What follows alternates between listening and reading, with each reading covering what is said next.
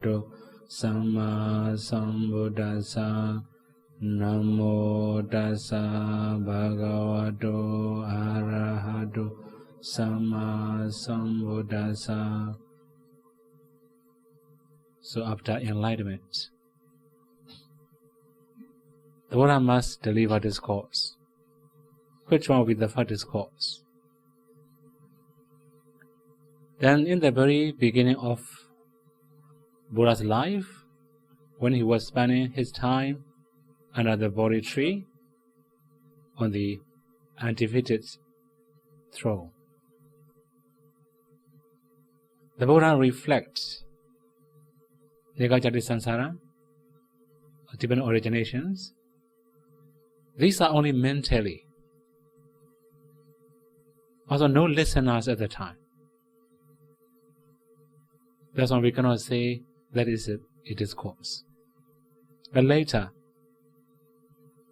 the Buddha explained all his life story to Venerable Sariputta and Venerable Ananda.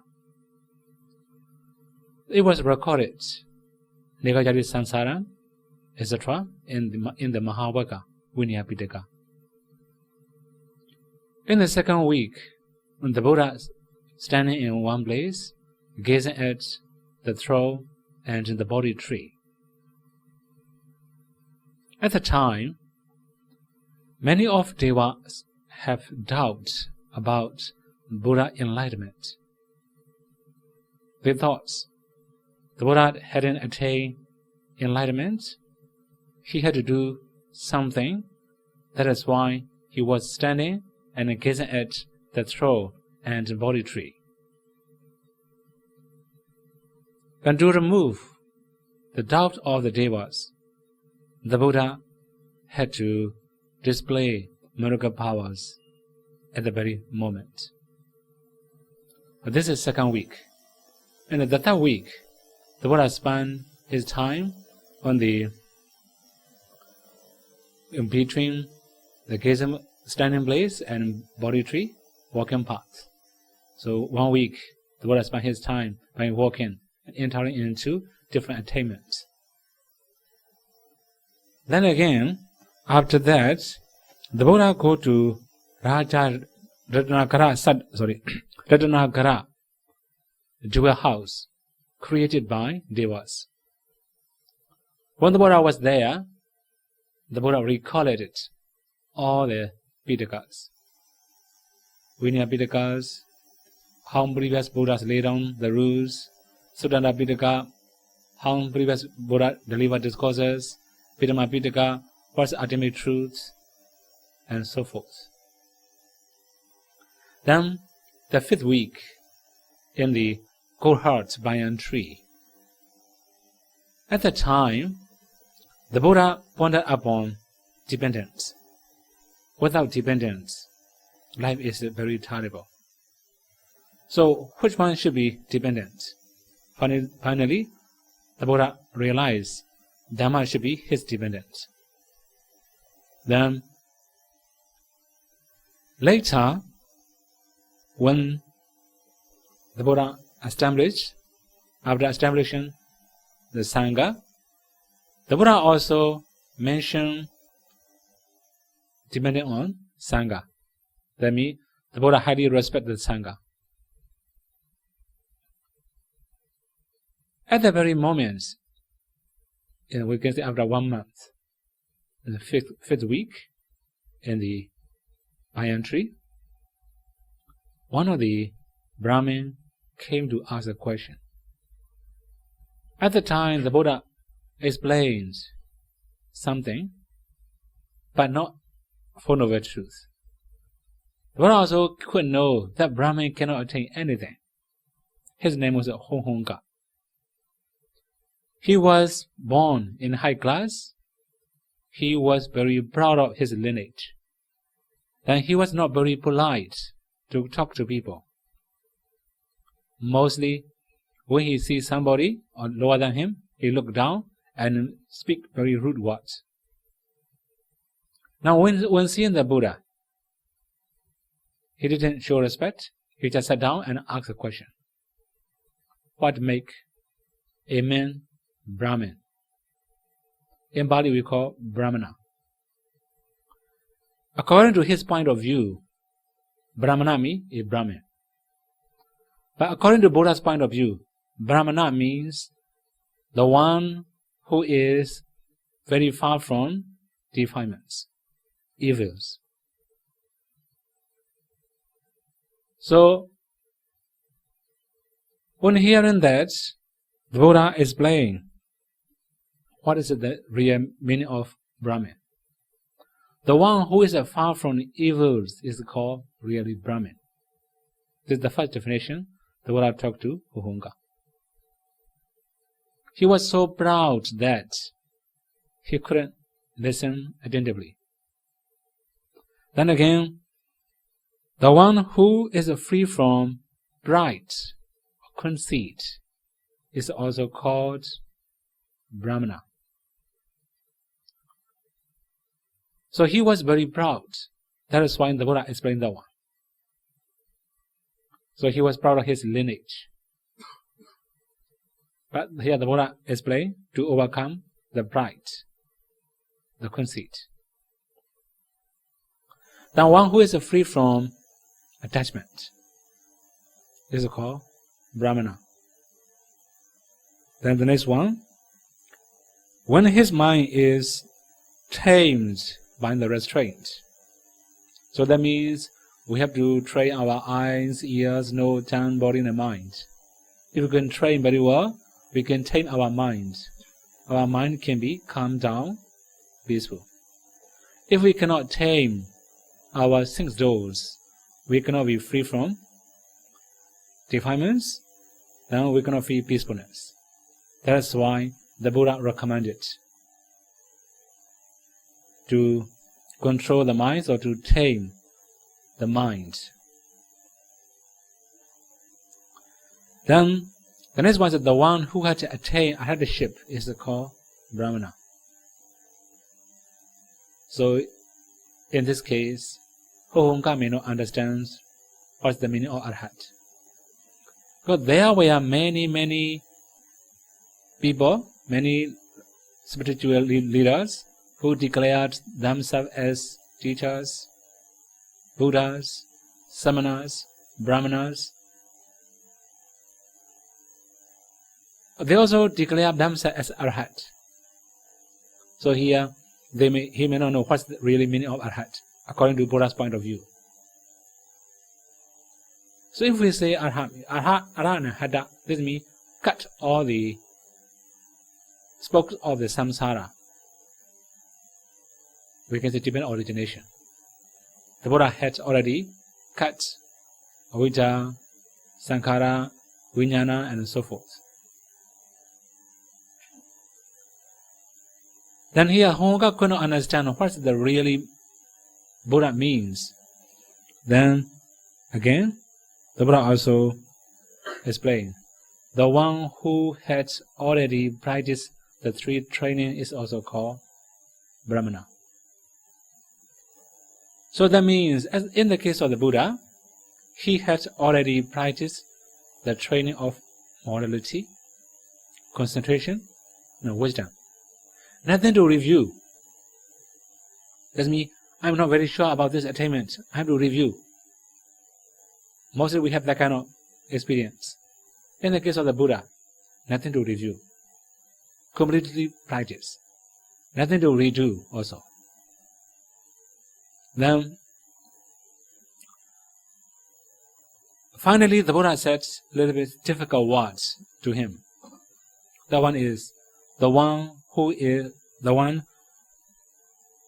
there are no more, the one who has no more increasing. High kind of increasing. We call in Bali Usada. Increasing means, when I say, recollecting, or increasing, or improving. Here he mentioned raga, lust, just increasing lust, or maybe frequently arising of lust. Say raga. Then similarly, dosa. We also have moha, or rather mana, and wrong view. So as ordinary people, there will be lust, anger, delusion or ignorance. There can be pride. There also can be wrong view from time to time. So now the Buddha is explaining what's the real meaning of Brahmana. But the Brahmin didn't listen attentively, just live his own way, just continue his journey. So the Buddha realized that Brahmin can fulfill parami after listening his discourse. Just for his parami, the Buddha delivered that discourse to him. So in reality, we cannot say that stanza as a Dhamma or discourse, because no fruits, no results, no effects for the listeners. So this is also Buddha's nature. The first discourse must be Dhammacakka.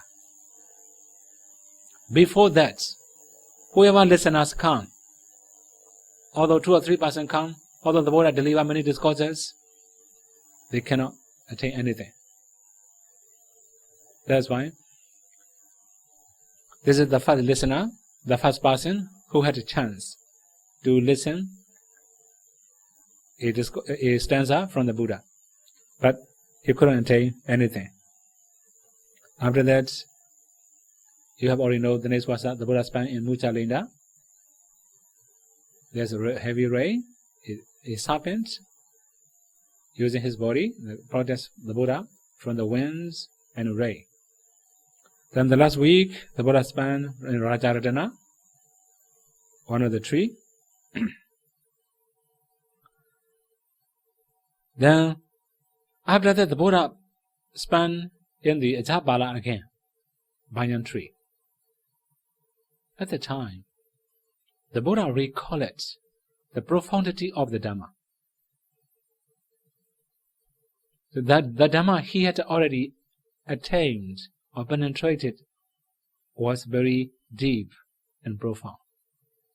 That's why the Buddha recalled Dhamma is Gambhira. Gambhira means deep and profound.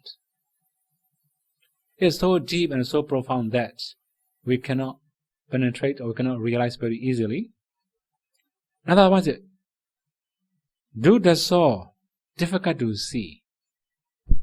There was a simile, a mustard seed, which is covered with Mount Meru. So Mount Meru is very big already. That alone Mount Meru, a mustard seed, if covered with maybe a bowl full of rice already this year. Then, like a mustard seed covered with Mount Meru, it's very difficult to see. Practically, you have experienced anapanasati, how difficult. If we explain, it's very easy. When you focus on the breath in, out, you can see the light, you can see the nimitta, you can take jhana. Very easy. But when we practically practice, not that much easy. And similarly, when we talk about the kasina, when you practice kasina, first jhana, second jhana, third jhana, 8 attainments, very easy.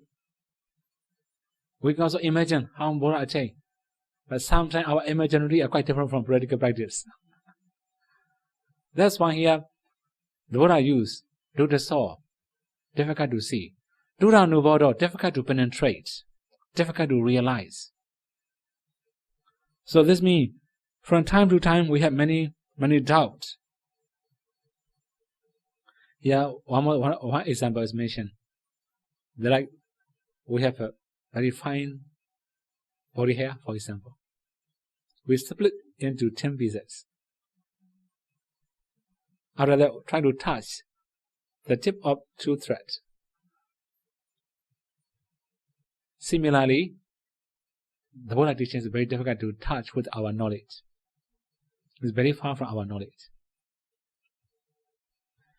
Then, the Buddha also mentioned Sando and Paniparo. Sando means peaceful, Paniparo means sublime or superior. So, after practicing Buddha's teaching, we can feel peacefulness. This is referred to actually supramundane states, path and fruition knowledge. So after attainment, after high attainment, mind become very calm and quiet, very peaceful, also superior. Then the next one is Atakawacharo, unthinkable, or out of imaginary, or beyond our imaginary. Sometimes we imagine. Okay, now practically you can imagine about nimitta. Then, now many of meditators are practicing. So somebody may have seen the light.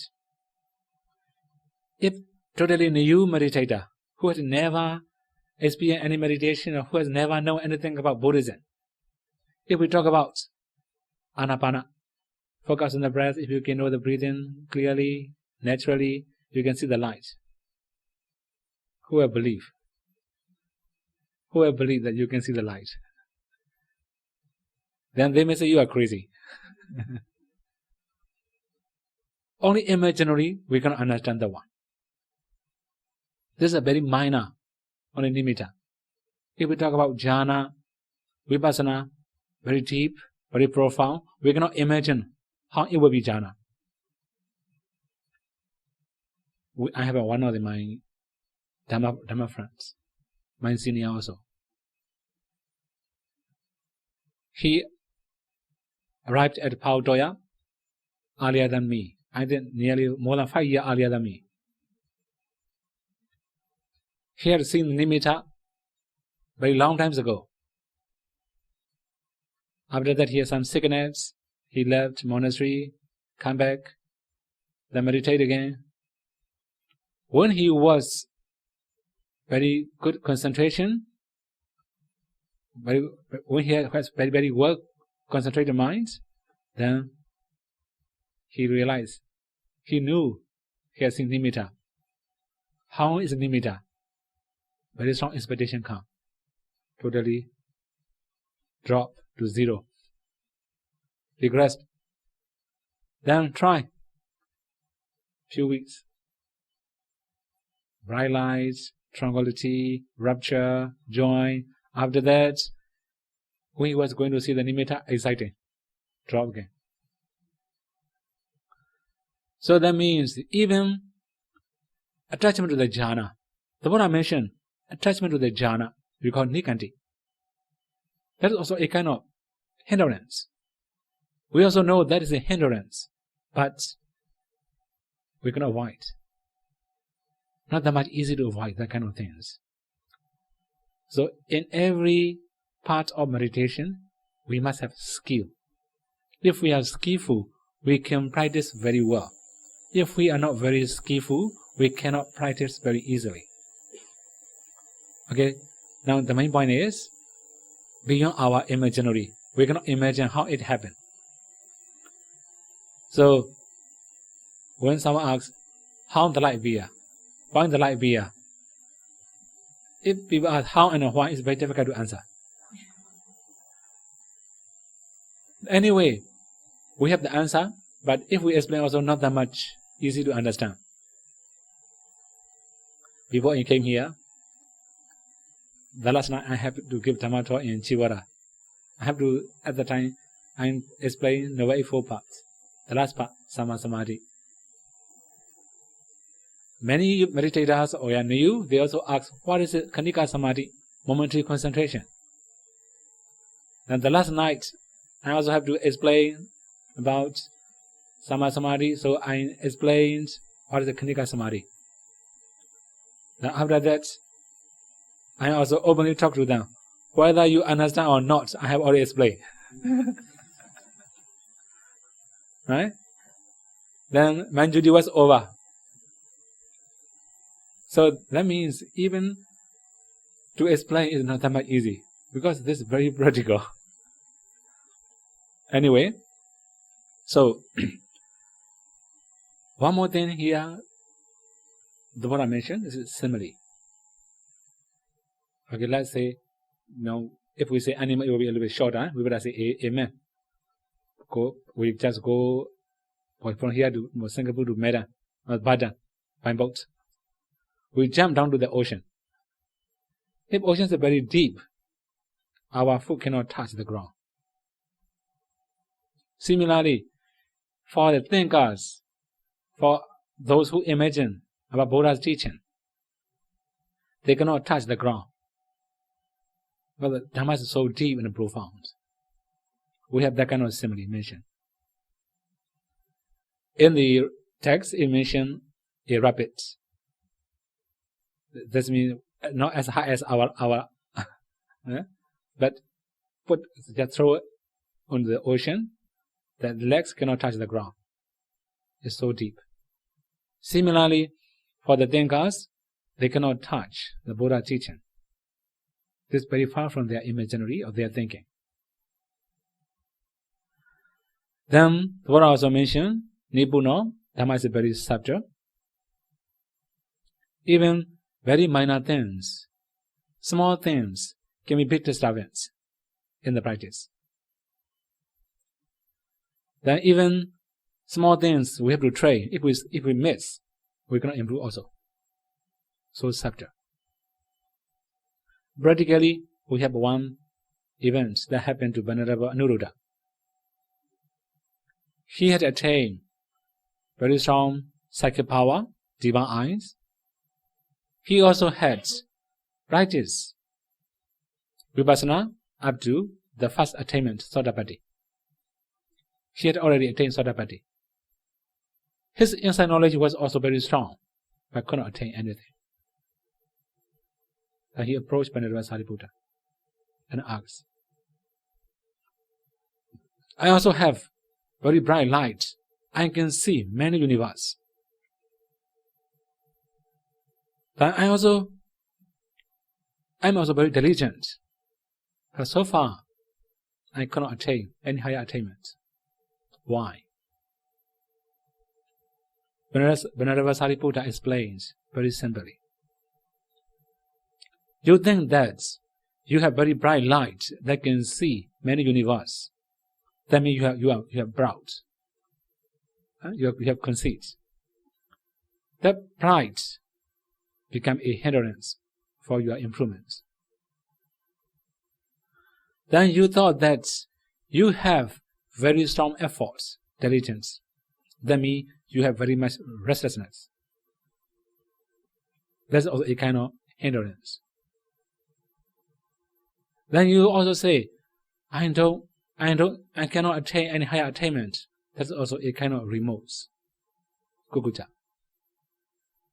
That is also one of hindrance. So that means it's very subtle.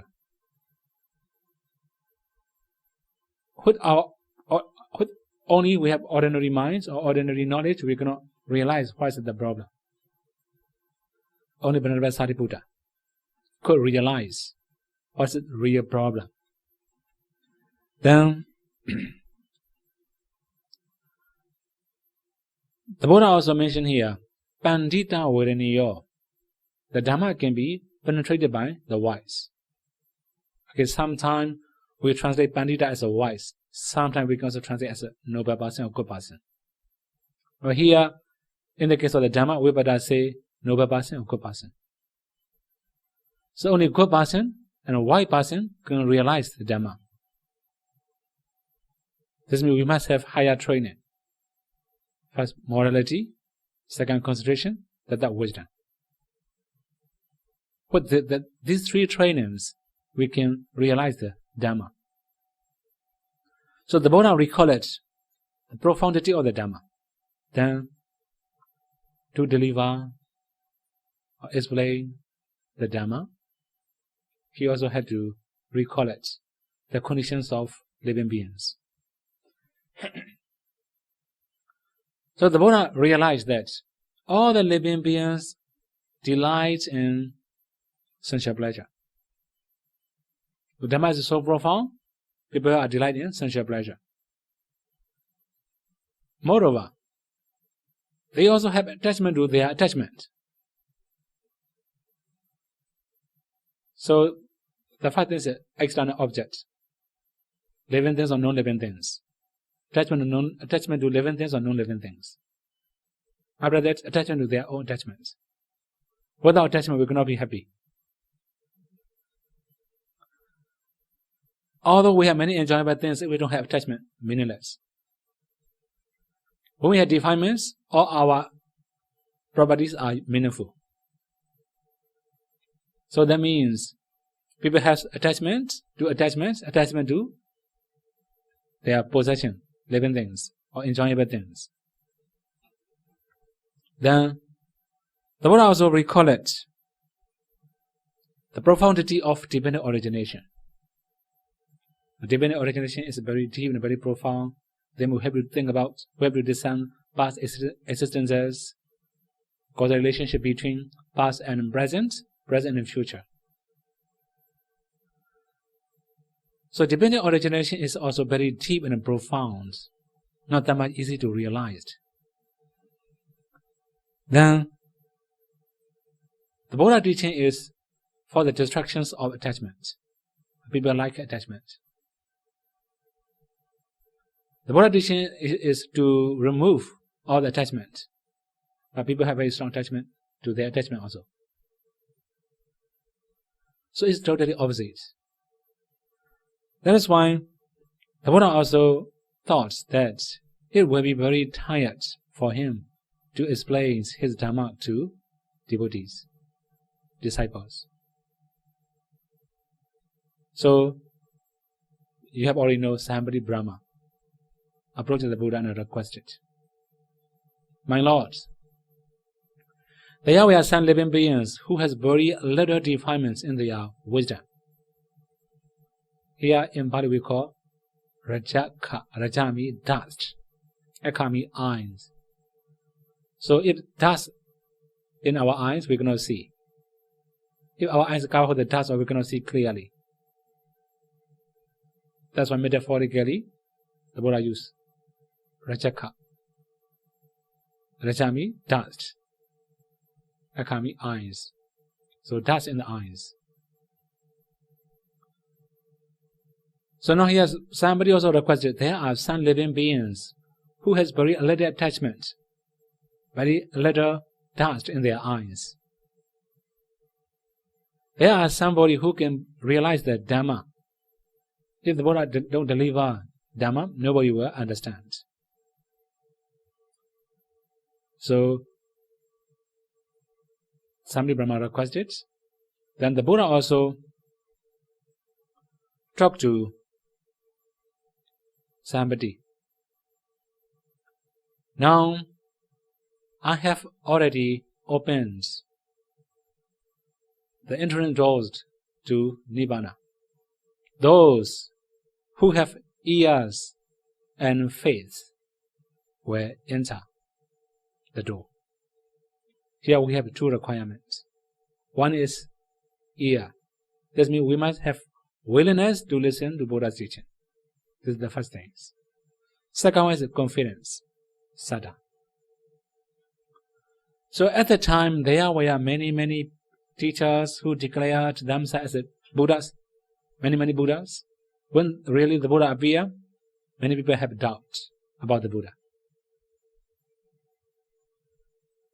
Those who believe the Buddha's enlightenment will achieve all the things as the Buddha explains.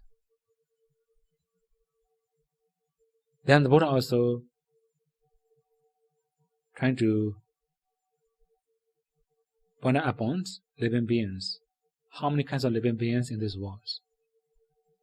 As somebody mentioned about Rajaka, there are some living beings who have very little dust in their eyes. That means dust means here defilements.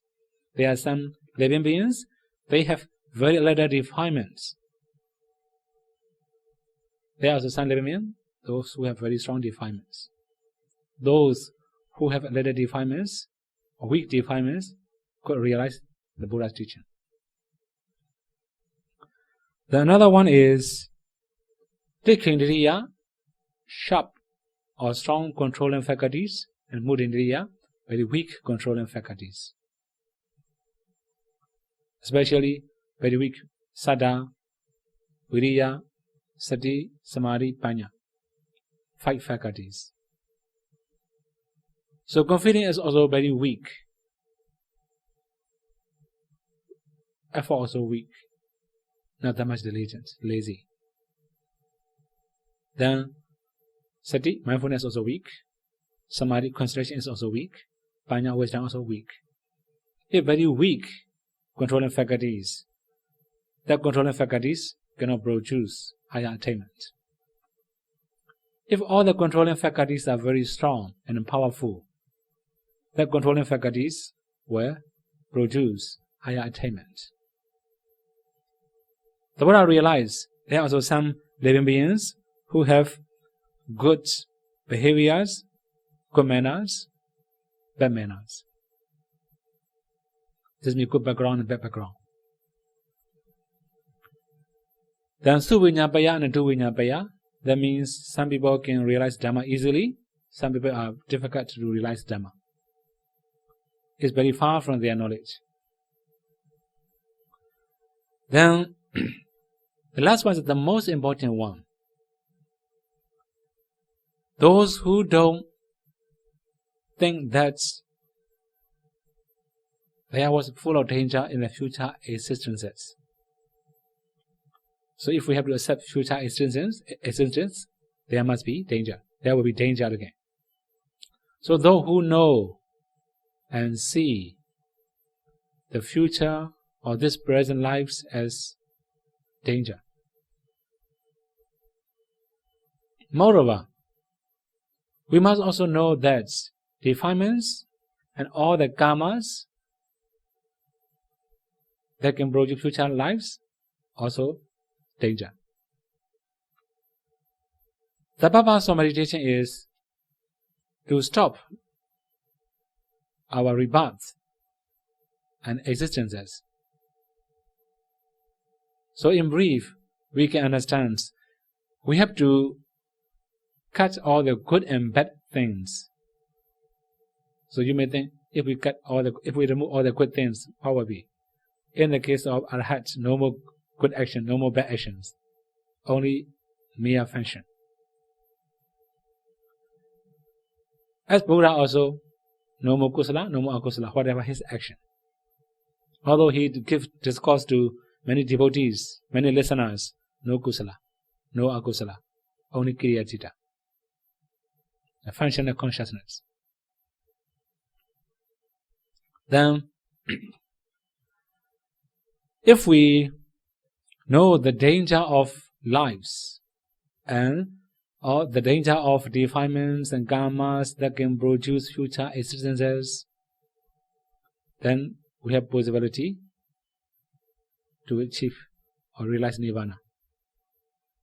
Like Narapindika and Vissaka, they left their family too much, they just want to be reborn in many lives.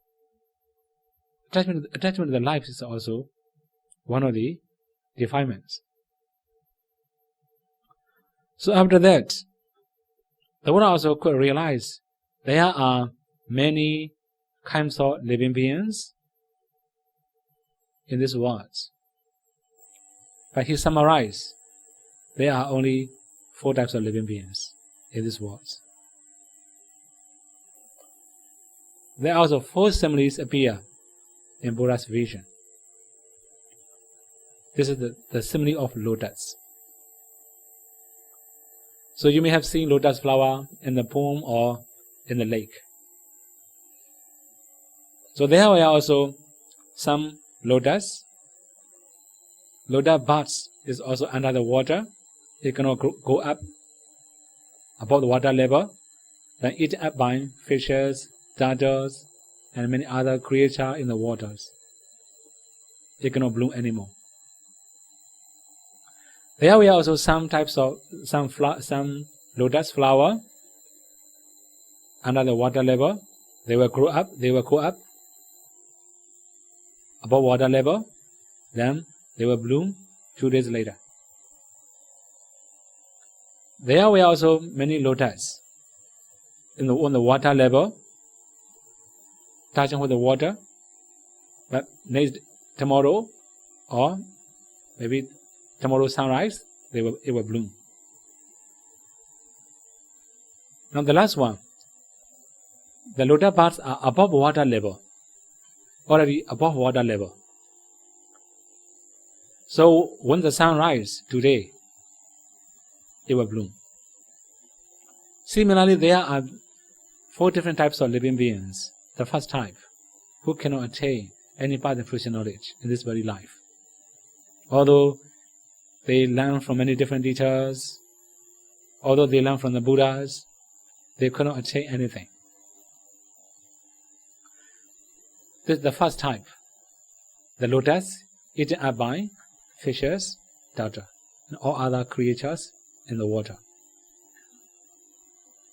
The second type, not yet bloom. Also under the water, it will go up.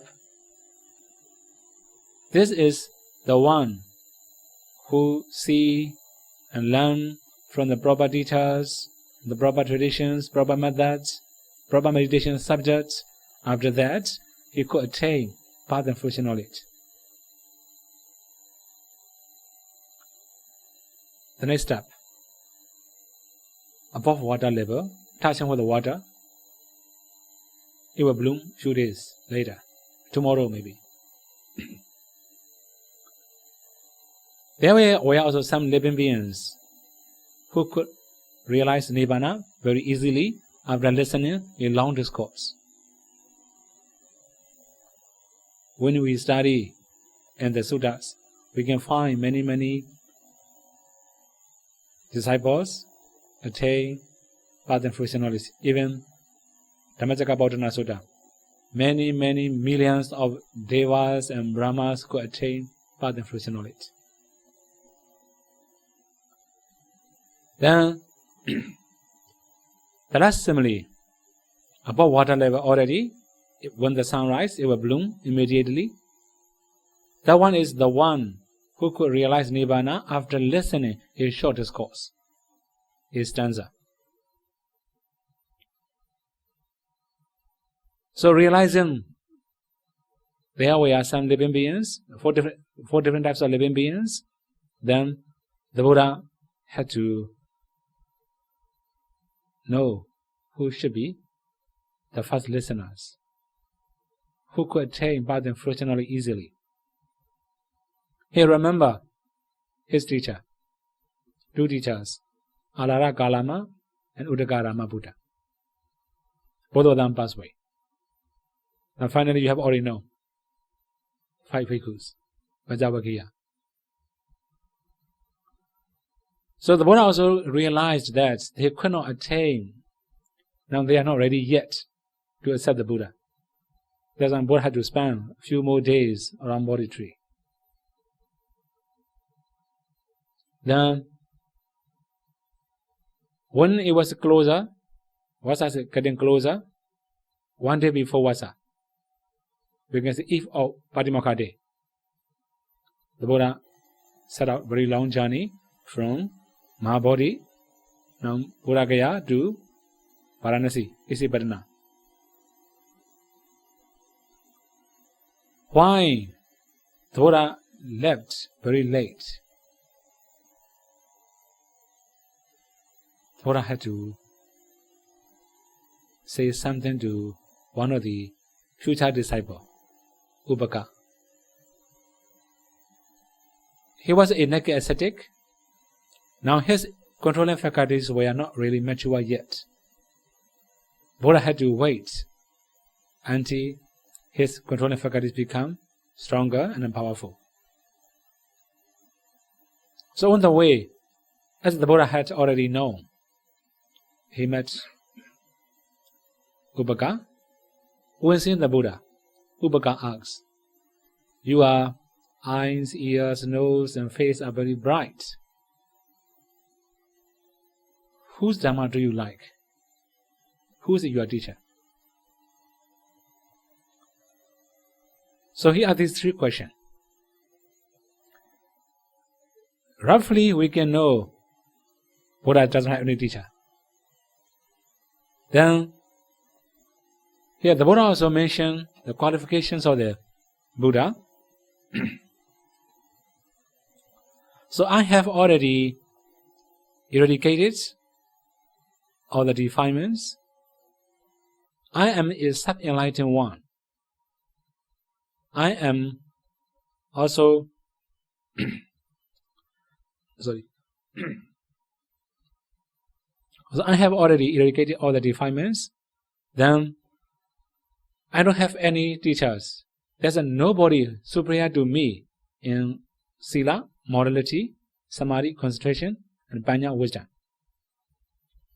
So we cannot compare with anybody, sub-enlightened one. So you have also already know Arahant, worthy of respect or honor. Sama Sambuddha, sub-enlightened. If we translate properly, Sama means very well. Sami by himself. Buddha means penetrate or realized. So he realized, or he got enlightened by himself without any other teachers. Without help of any other teachers. Then Buddha also talked to him. I am Ananda Jina. Ananda means incomparable or endless. Jina means conqueror. Victories, victors. On hearing that, he nodded his head, left. The Buddha also knew that he could not attain anything. And later, when he had some problem, he will remember the Buddha. He became and ordained. Then the Buddha continued his journey to Isipatana. The 5 bhikkhus were also waiting. The one more thing here. That one is the last stanza to Upaka. Sorry. That one is, I will go to the city of Kasi, capital of Kasi. Then, here the Buddha used, I will beat the drum of deathless in the blind words. Anti-Buddhas mean lokas mean. This means in the blind words. This means all the people are blind. If we try to show something they will not see, that's why beat the drum to hear. So the Buddha had to beat the drum for the blind people. So the next day, in the evening, in the Upastadi in the evening, the Buddha arrived at Varanasi, Isipatana. The 5 bhikkhus, when seeing Buddha's coming, they compromise or maybe they make some agreements. That is, now, recluse Karma, come. If we were to sit, we will give sitting place. We will not warmly welcome him. He gave up his meditation. He trying to get more gay, fey. So when the Buddha accept the foods and eats, at that time they thought Buddha trying to earn something from devotees. Previously Buddha stopped eating, that's why they feel upset and they left. Now when seeing the Buddha, they made that agreement. When the Buddha really getting nearer and nearer, they cannot keep their promise. So they have to welcome the Buddha warmly. Then they still use him. Recluse Gauramas. Then the Buddha say, don't use my personal name. Now I'm a Buddha. I have got enlightenment. Then they complain. Although you practice very diligently without eating very heavy meal, you cannot attain any attainment. Although you become very skinny and bony. Now you have body strength. You have eaten. How you can you attain? So they cannot believe Buddha's attainment. Then Here one more thing. They were Brahmin. They were very expert in the body marks. They have learned the definitions of body marks. By which karma they have here that kind of body marks. When someone has that kind of body marks, what is his mind? They know. Then the Buddha talked to them. Have I ever talked to you that I have achieved something when we are together? Although they served Bodhisattva very long years, more than 5 years, Bodhisattva had never talked anything about his attainments or his meditation to them. Even he didn't hint his attainments to 5 bhikkhus. Then they could realize Bodhisattva may not cheat. Bodhisattva may not tell lie. Now he became the Buddha. Then, when seeing Buddha's appearance, Buddha's confidence, they believe in the Buddha. Then, as everybody knows, the Buddha started Dhammacakkappavattana Sutta. If we summarize the Dhammacakkappavattana Sutta, we can know only very few things. That one is 2 wrong ways, 1 middle ways, and 4 noble truths. These are summary of Dhammacakkappavattana Sutta. So 2 extreme ways. The first one, Kamesu, Kamasukhandika Nuyogo, sub-indulgent. So that means if we follow our mind too much, if we don't train our minds, sub-indulgent. When we have sub-indulgence, we cannot be moral. We cannot observe any precepts. If we want to keep our precepts, we must subside our desire. We must not follow our desire. Put aside, we have to do what we should do. This is the way of morality.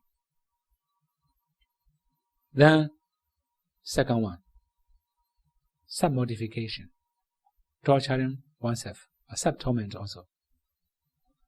If we practice sub-torment, our body becomes very pain, we cannot be good meditators. That means we cannot concentrate very well.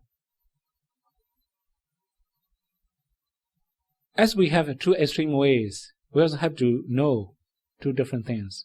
The first one is the 4 moral precepts. If we follow our desire, we will break many precepts. Then second one, if we torture our body too much, just pain, not that much useful, we cannot concentrate very well. Why did the Buddha explain the one? Last night I have already explained. He himself experienced. That is why he said middle way. No sub-torment, no sub-indulgence. Then again, the Buddha also talk about middle way, the Noble Eightfold Paths. So here I cannot explain Noble Eightfold Paths in detail. Briefly, I will introduce what the Noble Eightfold Paths. So we can find that information in Mahasatipatthana Sutta. When the Buddha talk about the first noble path, right view or right understanding. What is the right understanding? That means we must know or understand the 4 noble truths. The noble truth of suffering, the noble truth of the origin of suffering, the noble truth of the cessations of suffering, the noble truth of the path leading to the cessations of suffering. The 4 noble truths. When we realize or understand the 4 noble truths, we have right view. Here, one more thing to know. We must know the first noble truth. the noble truth of suffering. Now we must remove or eradicate the second noble truth, the origin of suffering. This is the Buddha's way. The Buddha recommended to cut the root. So when we cut the tree, okay, the tree is a little bit big, we better say cut the grass. We cut the grass. We don't remove the root, it will regrow anytime. Then, similarly, if we try to cut only the suffering, we're going to cut the root of suffering, the origin of suffering, it can regrow. So the Buddha recommended to eradicate or to remove the origin of suffering. This is also the knowledge. Then the next one, if we can remove, we will realize Nibbana. Then to realize Nibbana, the cessation of suffering, we must practice the last noble truth, noble eightfold paths again. So now here with somebody, there are many physicians, many doctors maybe here, right? The Buddha is like a doctor. There is sickness, there's the cause of sickness, there's also remedy, there's also recovery. Now, the Buddha knows sickness, this is suffering. The Buddha knows the cause of suffering, this is the cause of sickness. Then the Buddha also knows the remedy, the treatment, the last noble truth, the recovery, attaining Nibbana. So in brief, the first noble path, right view, means understanding the Four Noble Truths. Next one, right thoughts. So thoughts of renunciation, thoughts of non-cruelty, thoughts of goodwill. So when we say thoughts of renunciation, actually we have many different types of renunciation, nikama. Jhana, first jhana is also nikama. Vipassana is also nikama. Ordination is also nikama. All the wholesome dhamma are also nikama. So in brief, we must have wholesome thoughts, good thoughts. We can also understand another way, we must have beneficial. Our thinking must be beneficial, useful. This is called right thoughts. If we say thoughts of goodwill, that means we must have metta, loving kindness to our living beings. The next one, thoughts of non-cruelty. That means we must have karuna, compassion towards living beings. These are called right thoughts. Then you have right speech, right actions. If you say right speech, you have telling, lying, slandering or backbiting, abusive speech, and useless talk, all are called wrong speech.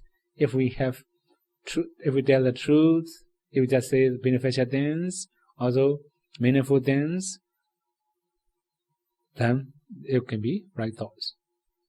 We also have wrong actions. Panatipata, adinadana, kamasumichachara. If we abstain from it, we have samakamanta. Sama ajiva, we have a right livelihoods, weapon trade, poison trade, meat trade, human trafficking, other drug and intoxicant trafficking trade. All these are wrong livelihoods. So we have, if we have right livelihoods or good livelihoods, all these things are actually for moral precepts. Right speech, right action. Also, we have right livelihoods. These three are precepts, moral precepts. Then, the next one is Sama Vayama, right efforts. If we say right efforts, we can understand only two. If we summarize only two, to overcome or to prevent ourselves from wrong actions. That means if we have bad habits, we must try to change our lifestyle, bad habits. Then, if we have good habit also, we must try to maintain that one. So, actually, to avoid also very difficult. To maintain also very difficult. Both of these two are very difficult. That's what we call viriya, efforts. We have to use very strong mental energy to avoid wrong things. We also have to use very strong mental energy to maintain our good qualities. That's what we call right efforts. Right mindfulness. If we summarize right mindfulness, there's been 4 foundations of mindfulness. So you must be mindful all the time. Then right concentration. Here I should explain about momentary concentration, right? Right concentration according to Satipatthana Sutta, first jhana, second jhana, third jhana, fourth jhana. These are called right concentration. But according to the commentary, we also have asset concentration, immaterial jhanas. These are also called right concentration. So this Noble Eightfold Path is discovered by the Buddha. When the Buddha explained Noble Eightfold Path, nobody had ever heard that kind of discourse, that kind of explanation at the time. There were no such religion at the time. The Buddha is the first founder, the first leader who explains the Noble Eightfold Path. After that, the Buddha also explained Four Noble Truths to 5 bhikkhus. Here, we have to know the conditions of 5 bhikkhus. So, we have many different meditation methods, even in Vipassana, according to the individual meditators. For example, Nama-Rupa method is very brief, not that much easy to understand. Now, in the case of the 5 bhikkhus, which method did the Buddha use? 5 aggregate methods. That means, in the very beginning of Dukkha Satya, the Noble Truth of suffering, the Buddha mentioned 5 clinging aggregates are the Noble Truth of suffering. So the Buddha gave 5 aggregate methods for 5 bhikkhus. That means, in their vision, they can understand material aggregates very clearly and easily. They cannot understand mental aggregates clearly and easily. That is why the Buddha gave 5 aggregate methods. In the 5 aggregates, only 1 material aggregate, 4 immaterial aggregates or mental aggregates. Then there will be some meditators who cannot understand material aggregates very easily, but they can understand mental aggregate very easily. For them, the Buddha explained 12-base method. So that means they have very strong illusion in material aggregates. They have very clear vision in mental aggregates. In the 12-base method, 10 of bases are materialities and only 1.5 is mentalities. That is why for those who has very strong illusion in material aggregate, the Buddha explained 12 bases. Then the last one. I think most of the meditators we have this problem.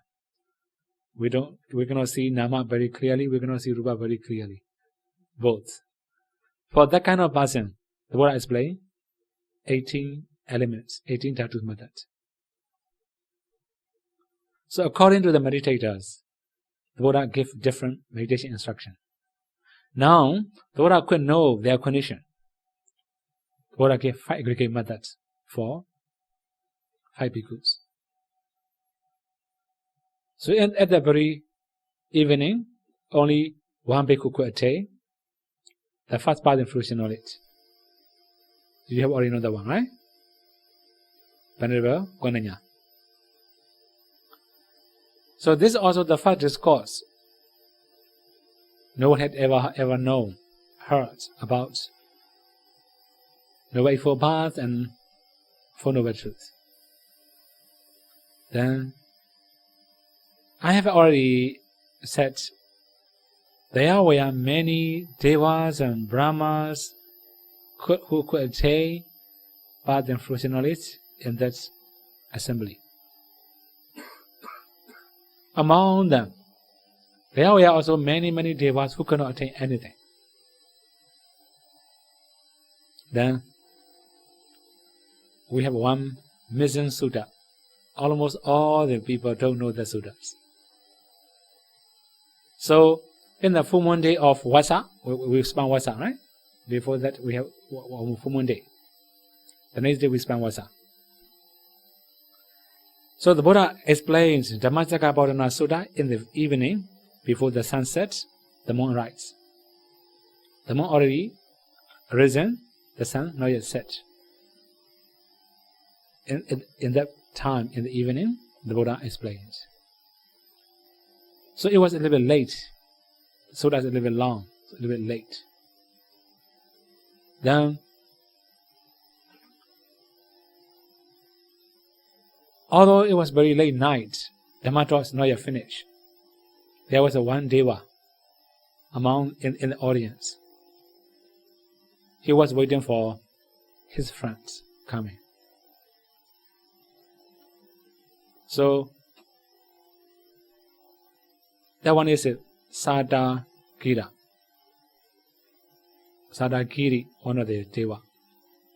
He was a Yakha deva. His friend was a Hemavata. He lived in Himalaya. He didn't come to this assembly to listen to the Dhamma talk. Then they were good friends at the time of Kassapa Buddha. But they have a son, Bekkama. Bekkama means there was one young bhikkhus who made many mistakes. At the time they were a leader of the Sangha. After Buddha's Prinivana, they became very high senior, high Vassa. Then one bhikkhu making many problems in the Sangha. Also he was immoral. Then approached the two very senior, sought for them. After that, just request them to protect him. So they also follow his desire. He protect him.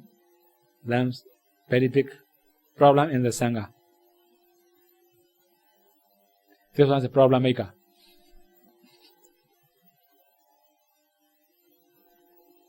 Then many of Sangha also complained. These two senior just respect, just follow one person, a back bhikkhu. They don't follow the Dhamma. They just have only consideration of only a big bhikkhu. They don't have any considerations of the Dhamma. They complain. After that, they regret. Although they practice very diligently, they cannot attain anything. When they pass away, they were born as Yakha Deva. Many of their disciples become very high Deva. On the Deva meeting, in one place. They had the divine meeting. They met each other. Then they recognize. Then they make agreement. When there is something new, please inform. At the very day, Sadagiri, one of the Deva, had a chance to listen to Buddha discourse. He was waiting for his friends. That's why he could not listen to Buddha's teaching attentively. His friend was also at the time in the Himalaya. There were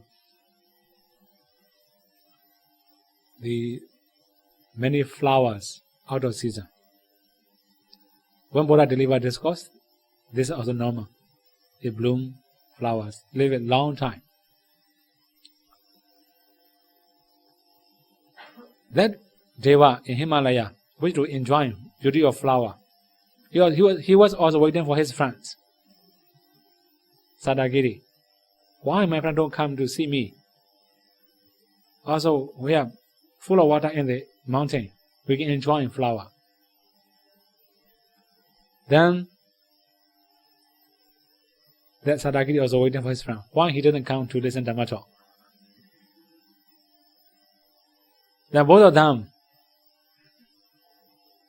So this means Buddha was delivered in Varanasi. He also come. Then one is also from Himalaya. They also come. They met in Rajagaha on the sky. When seeing each other, Himawata talked to Sadagiri, his friends. Why don't you come to Himalaya to enjoy the beauty of flowers? Then Sadagiri replied, my friends, it's not very important. We just go to see the Buddha. Now I have a chance to listen. It is the first discourse from the Buddha. At the time, Himawata had very much doubt about the Buddha. Then he asked many questions about the Buddha. The first question is, you have seen the Buddha.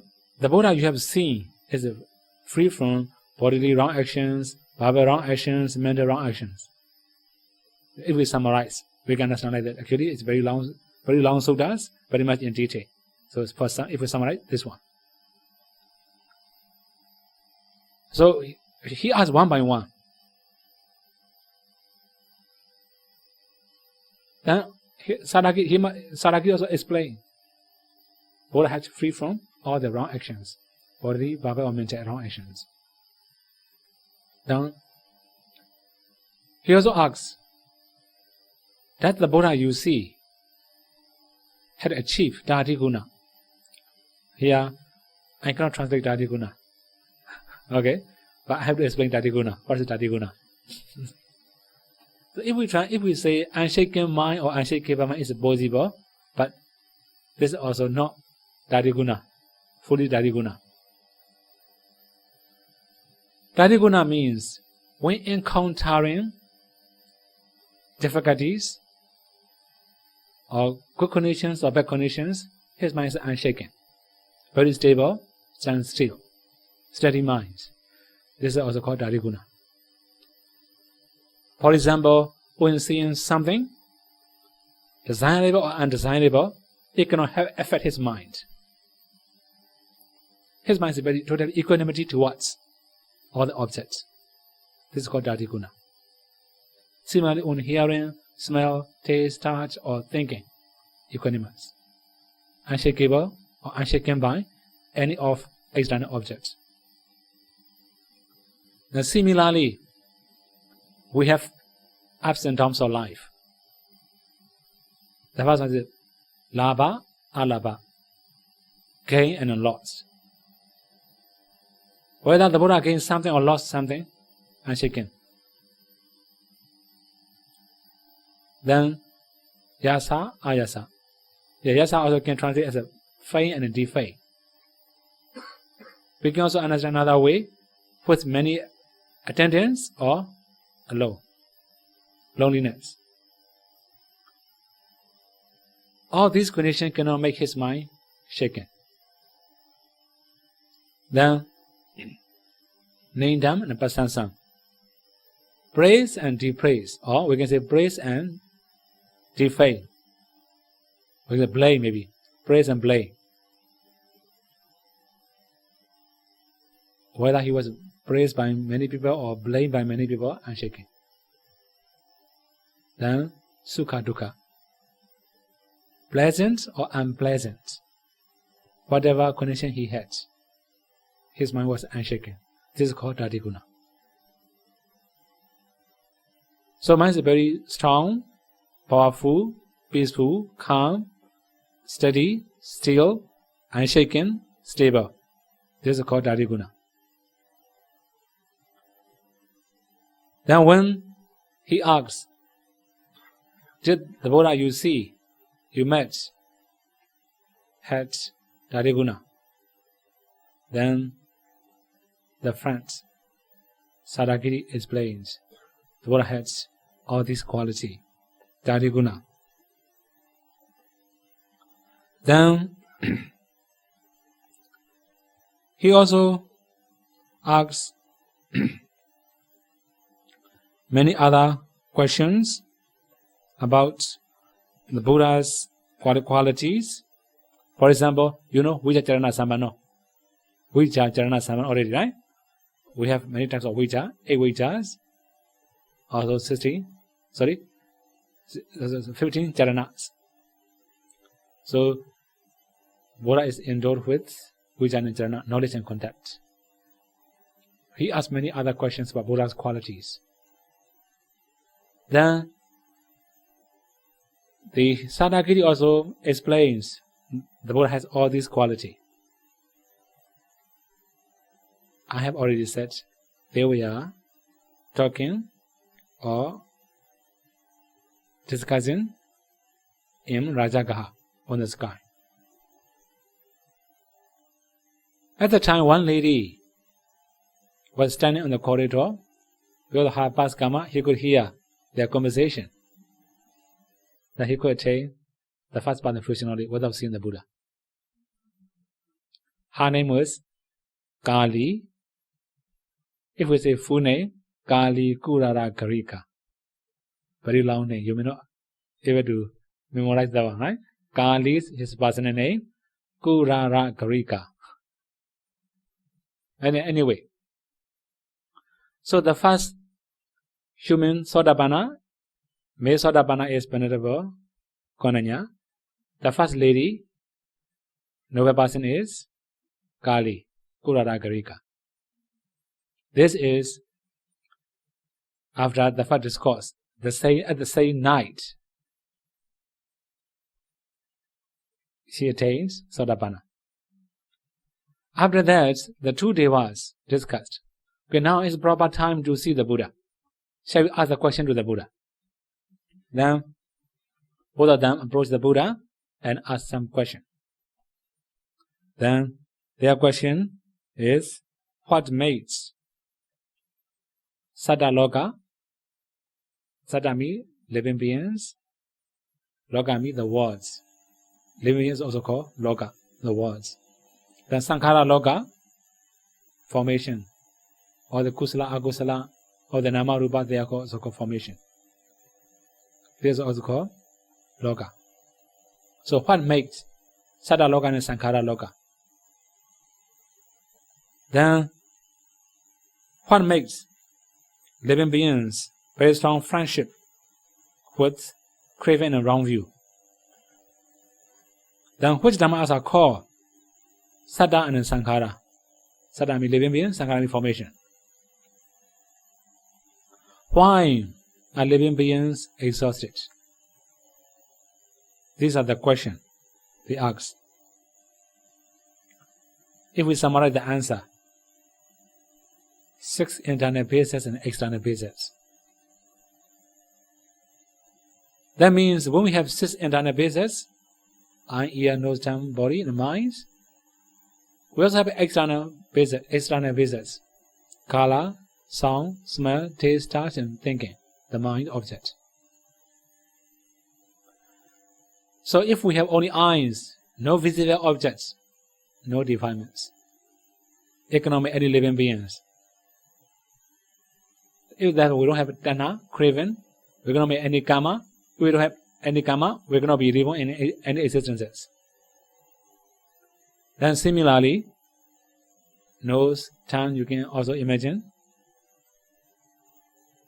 Then we also make sankhara, wholesome and unwholesome, good and bad. Based on all these things, we use our eyes to see the Buddha, to read Dhamma books. That means we accumulate kusala. So if we see the Buddha and get angry, seeing the objects, the same objects, then akusala. Similarly, reading the books, if we got angry, also akusala. So only using the eyes, we have both good and bad, wholesome and unwholesome, beneficial and unbeneficial. That means we have karma. When we have karma, there will be future lives. Then there will be sattva loka again. Sankhara produce sattva. Also, we all are tired, exhausted with these internal visits or external visits. So the Buddha explained this one to the 5 bhikkhus. The 2 devas. Then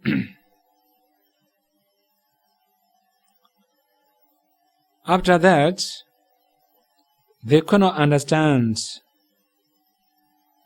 Buddha's teaching, very brief. So he also asked, what are called the 6 bases? The Buddha said, because of 6 external bases, we have all these things. They also asked, what are they? So the Buddha lists out, what are they? After that, when we can know all these internal bases, external bases as anicca, dukkha, anatta, there will be end of suffering. When the Buddha explained that, they could understand very well. Finally, they also could attain Sotapanna at the very moment. Although they had attained path and fruition knowledge, they went to listen more Dhamma talks from the Buddha. They asked more questions. So, the one is, okay, I better give some simile first. Okay? Because Buddha also mentioned what is simile. They use metaphor. That's why I had to use simile. In the ocean, we don't have life jets. We don't have life jackets. Life jackets. So our foot also cannot touch the ground. We cannot hold anything. Just swimming, for example. When we become very tired, what will happen? Then drown, right? So here they make the simile. Who can cross over the ocean or the life? So this is the first question. Who can cross over the ocean of the life? Second one, who cannot drown in the ocean of the life without touching the ground, without holding anything on the surface of the water?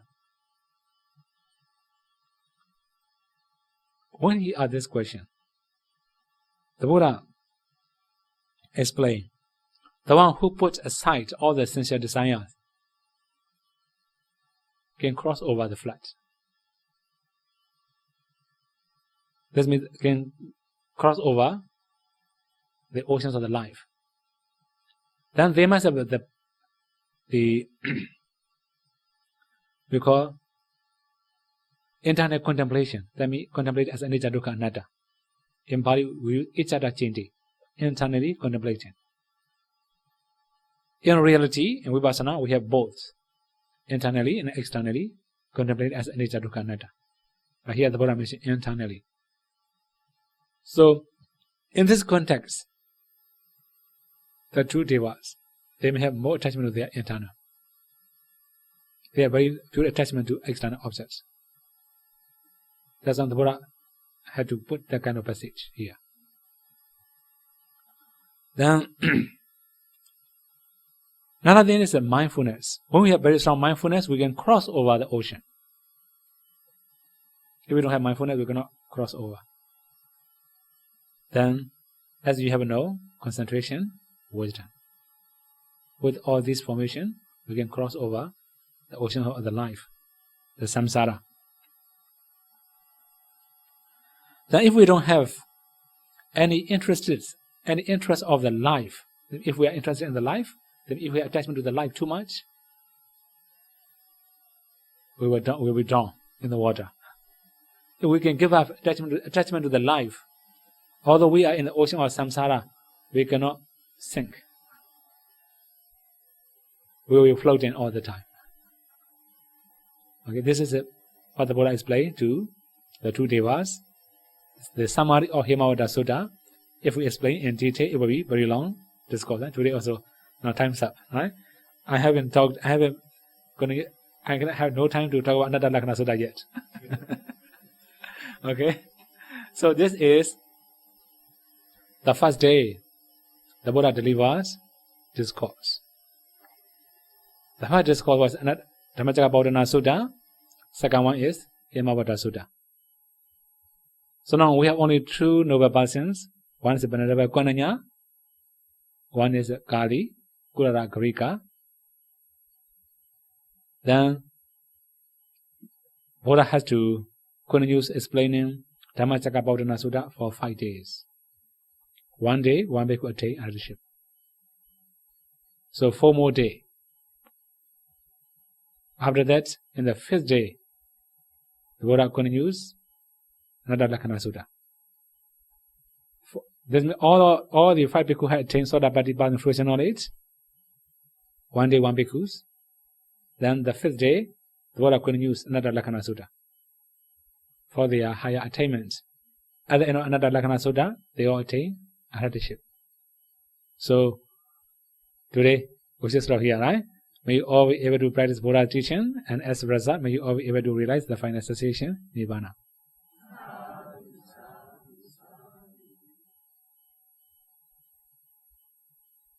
So,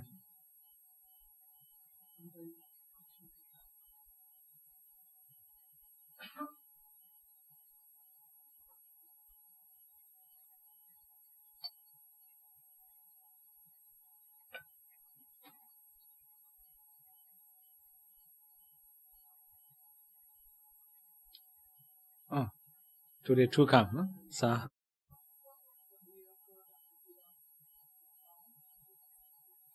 okay, this also same to the miracle in the Savatthi, Kanamba. The same miracle, displaying water and fire. Similar thing also happened in Kapilavatthu, the same. Kapilavatthu in the Bodhi tree, and also in the Savatthi, the same miracle.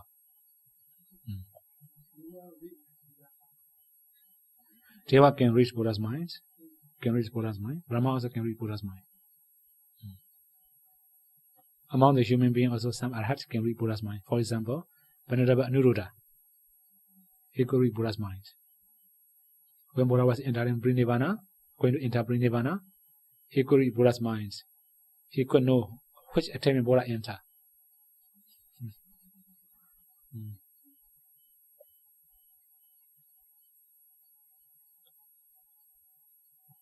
Okay.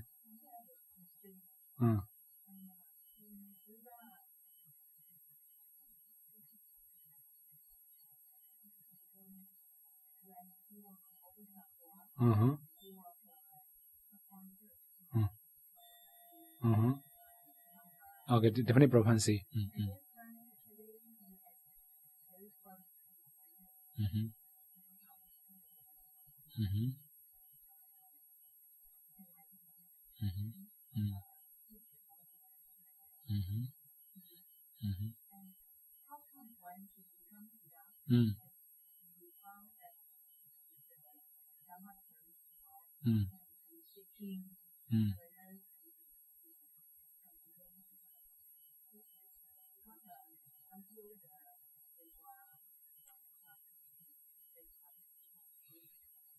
Okay, so that one is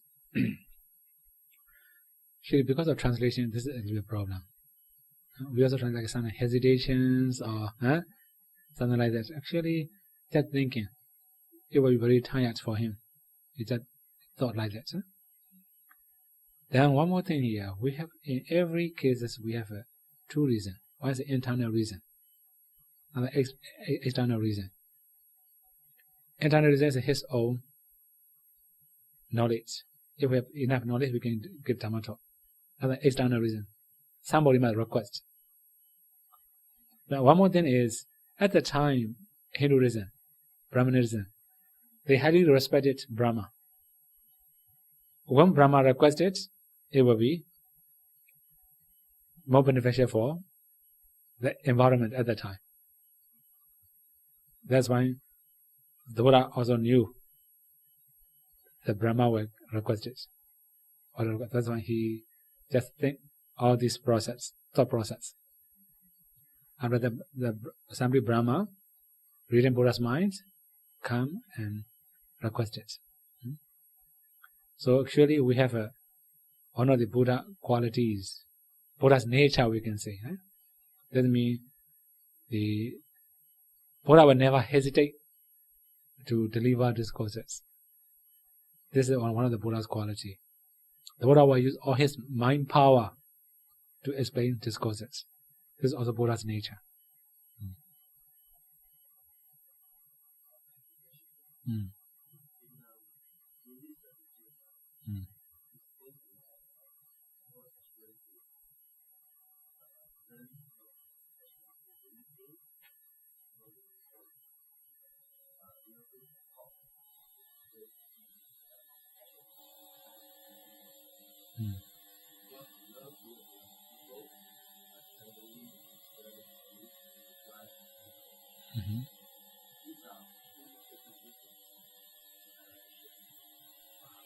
Okay, so one more.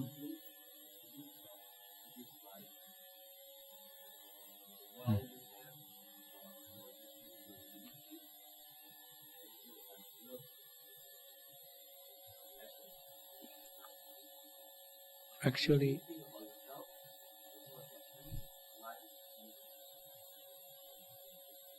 okay, so one more thing. Sometimes because of translation, for example, metta, people understand like a love, for example, right? Actually, metta means equal love. We love all the living beings equally. This is called metta. It's not attachment. Actually, when we say love, that means we have to show somebody we love. Right? We have a specific name, person. In the case of the metta, we don't have any special person. All are the same. If we equally love, there's no attachment. Okay? If we favor somebody, that means we love that person. In the case of metta, no favor for any special people. We are equal. Similarly, compassion also the same. Equal. We have equal, this means no attachment. So if we have some special favor for somebody, this means attachment. Okay? Another thing is, when we have metta, we are free. Everything is equal, we are free. When we have a love, yes, we say we have love, not very free. That means we must have a freedom of mind. That's the main point. Okay? Another thing is the give up. Give up means we have the actually all of the world we cannot give up easily. Not that much easy to give up. The main point is, for example, properties. Non-living things, for example, properties. So if we share with our friends, our family, then we just like for example, like if now here many people they will earn money for surviving, or for family, or maybe for donation. For example, when we have good wish, we're gonna say attachment. Right? The main problem is that sometimes when we have strong attachment, it makes problem. Problem means, okay, I will give one example. Now, for example, the fake fish, fake meat. No, not artificial. I mean, fake, totally fake, made of plastic. For example, right? For example, that kind of thing. For example, because of greed, lobha, they sell that kind of things. They earn money. Problem, right? So that means if we have very strong attachments, very strong craving, or if we say Bali lobha, but if we say in English, it's a little bit problem. Okay, greed or attachment or craving, maybe that one. Eh? Anyway, now with the lobha, because of very strong lobha, knowledge disappear. It be very harmful for others. That's what the Buddha say. Give up all these things. So that means we also say like kusala and akusala, right? If we say kusala, it's beneficial. If we say akusala, unbeneficial. Then if we say kusala, it's pleasant, good effect, good result.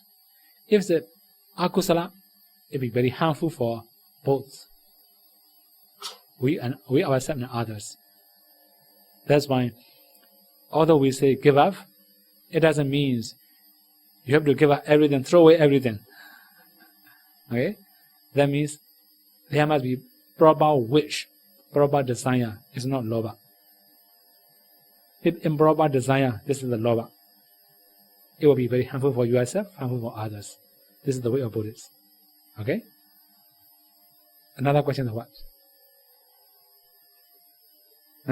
No, your question is, for example, like we have to love, right? Also give up. Sure.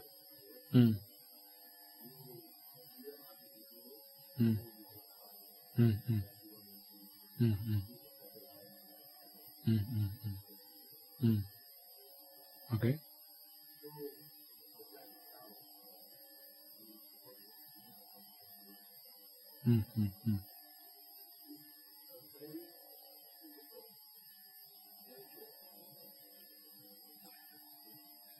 Sure. Actually, that one is if we say theory, it's very easy, right? If I say theory, it's very easy. For example, like observe precepts, meditate, I can say very easily. Huh? The main thing is inclination. Although I recommend, not very easy to do. This is Singapore, not Myanmar. Okay. Okay. So that means I can recommend easily. Huh? That means, for example, precepts. So we have to try our best to have better environments, better community. This is the way of Buddhist life. For example, dana. You say that you have to support your parents and the sibling, for example. This is also dana. That means if you have attachment to property, you will not share. You will take over everything. You will not share anybody. This is also the way of giving up properties. Right? So this means there are many ways of things, especially using properties. Buddha also explained that one to Natapindika. For example, in case there is some crisis, we have to save money. Buddha also allowed that kind of things. Another thing is for tax, we call Devata Bali. You also have to pay tax. This is what we call embodied Devata, Raja Bali. Or the tax. Similarly, you have to support a family. You also have to share with your friends. You also have to share with your religious leaders, spiritual leaders, or your community, for example, Buddhist community, for example. All these things are covered under the dana. Okay? So then when we have dana, we have less attachment to properties. Okay. Yeah?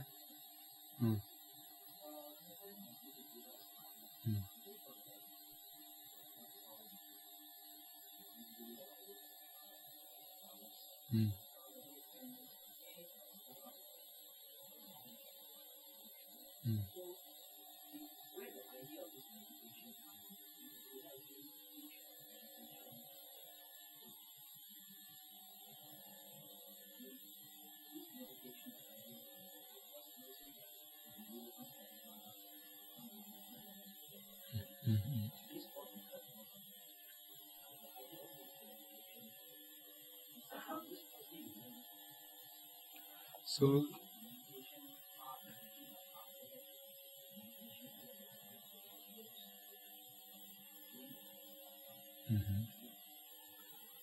Okay, so that one we call the Parijasaya, because according to listener desire, the Buddha delivered discourse. For example, Venerable Anuruddha, for example. Venerable Anuruddha was a think about the Buddha's teaching at the time. Then the Buddha go and deliver about that thinking. That he got enlightened. For example, right? That means the Buddha know what's his weakness, what's his the controlling faculties. We can say maturity of controlling faculties. That's why Buddha just can give the right information to them. They can get enlightened. So they are also practitioners. One more, there's some exception. Somebody are very new. They just met the Buddha for the first time. The first time they have ever heard Buddha teaching, they get enlightened. This is because of their past parami. Even nowadays we have many other similar things happen. For example, we meditate together under the same teacher. But somebody could attain, you can see the nimitta within 2 or 3 days. There are also some who can see after 1 week. There are also many who cannot see even 1 month, 2 months, 3 months, 1 year. Right? So this is parami. One more thing, when we have parami, we become skillful. Within short time, we can be skillful. Nowadays also actually many things, similar things, we can also ask many similar questions. For example, very little boy, very high knowledge. Right? I have read one article from one India boy, around maybe 12 years, something like that. He became professor.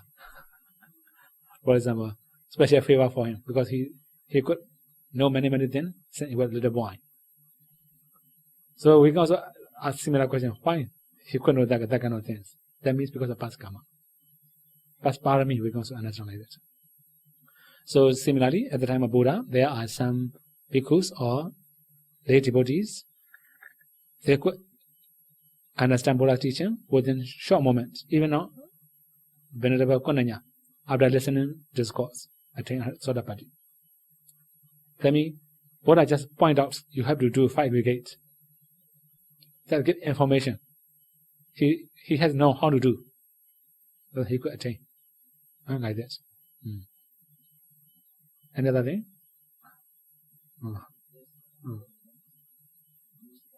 Yeah, short stanza. Sure. Yeah.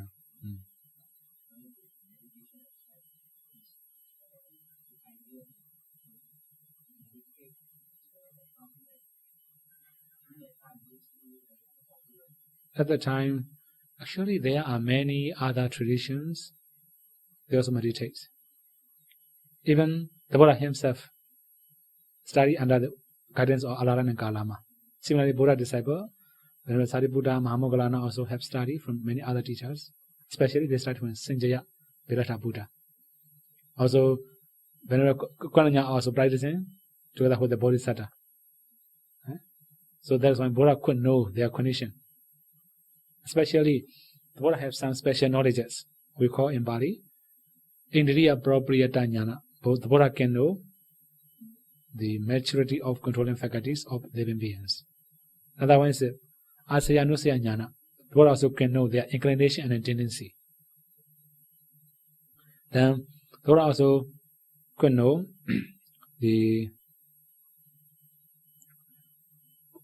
their habit. Okay? How is their habit also? Buddha also can know. That's when the Buddha can give the right meditation subject for them. For example, one example, Venerable Sariputta's disciple. He is a goldsmith. Venerable Sariputta gave him Asava meditation. He could not attain anything. When he came to the friend of the Buddha, Buddha gave him only one lotus. When seeing that, he could attain leadership. For example, the Buddha know how to do, what to give. Okay, so ordinary people cannot know, don't have that kind of knowledge. Even Venerable Sariputta cannot do it.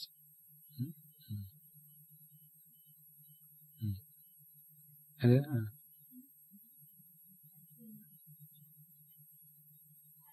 Pleasant one? Uh-huh. Mm.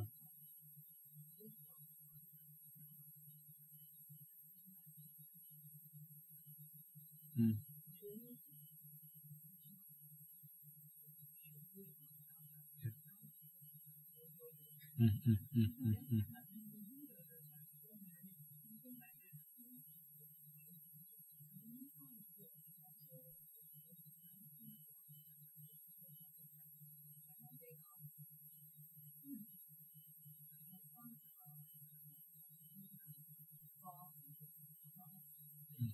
Mm, mm.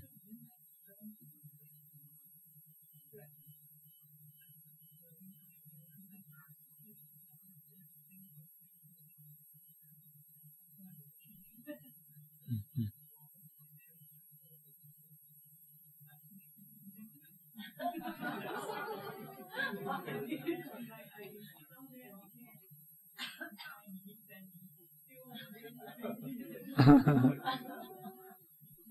Okay.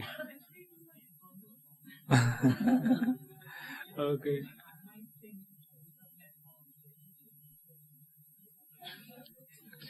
What about these transferring or we can share a merit? We better say share a merit. So share a merit is just for rejoice. If the listener can rejoice, he can get the merit. If he cannot rejoice, not that much effective. Share merit is just for those who can rejoice. Okay. For metta, actually it depends on the way you ready metta. Close eyes, visualize your own image, ready metta. For example, if you ready metta to enemies indirectly, cannot do. It cannot work. Okay? We have the process of metta. Effective metta. The first one you have to do yourself. Ready metta to yourself.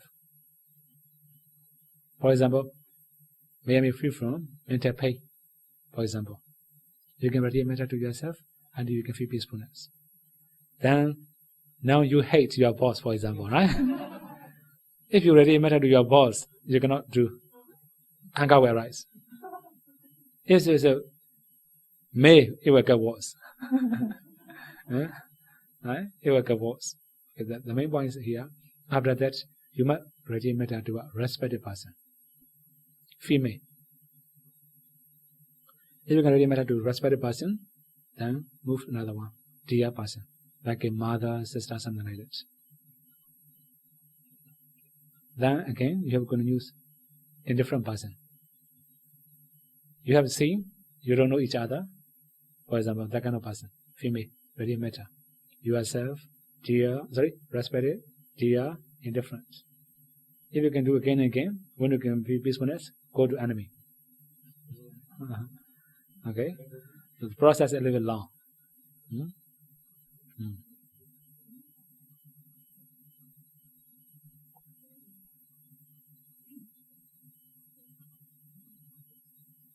Can rejoice.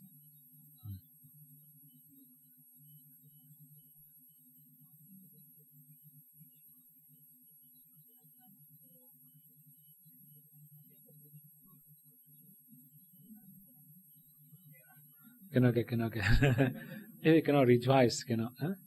So that means, actually we have very simple question. At the time, Buddha also, some Brahmin also asked to the Buddha. We share our merits. Then who gets this merit? Then the Buddha said, your relatives will get the merit. Your departed relatives can get the merit. Or maybe those who can listen or rejoice can get the merit. Departed or living also possible if they can hear, rejoice. For example, nowadays very easy, you can use telephone. Nowadays it's easier, right? You can take movie and also upload. Like also possible nowadays. Many way of sharing nowadays. Then it just rejoice. That was the main point. Living or the departed. There are also many unseen living beings who can rejoice. This is also one. Another thing is the Brahmin asked Buddha, if our relatives cannot receive, who gets? Then the Buddha answer, for example, you prepare a present for your some visitor, but they don't accept your present. Then who belong? Whose property otherwise? So the Brahmin says it belong to me. Then if nobody can rejoice, this is your kusala. Now one more thing, and the Buddha said, in the samsara, we may have many relatives, past relationship, they can rejoice. So that means when we share the merit, we cannot say useless. It was useful for somebody who can listen. It was useful for our departed relatives. It was useful for those who can rejoice around us. Right? Actually, it's Deva, they cannot Bali.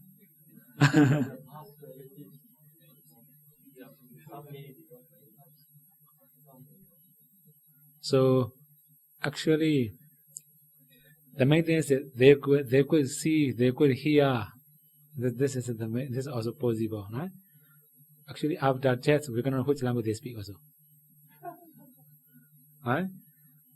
They have a karmic power. They may be able to understand any language. Okay. Yeah. If you feel happy in your mind also, this is possible. Right? Even in Agusala, if you are happy, well, Agusala also the same. Right? So you have, for example, in Agusala we have, for example, like we praise someone doing Agusala. Right? Praise. Right? We agree. We encourage. Right? Then if we ourselves killed doing agusala, right? Four types. We ourselves doing it, or encourage, or order. Encourage or order get the same, right? Or praise and agree. This is agusala. Okay. What time is it? No. Half an hour already, right? Okay. So we are sharing it together, right? Idame bunyam. We chant together, right? Idame bunyam asawakaya waham hodu. Idame bunyam nibbanasa bhajayo hodu. Mama bunya bagan sabha sadanam bhajemi. Desabe me samam bunya bagan labandu. Sadhu, sadhu, sadhu.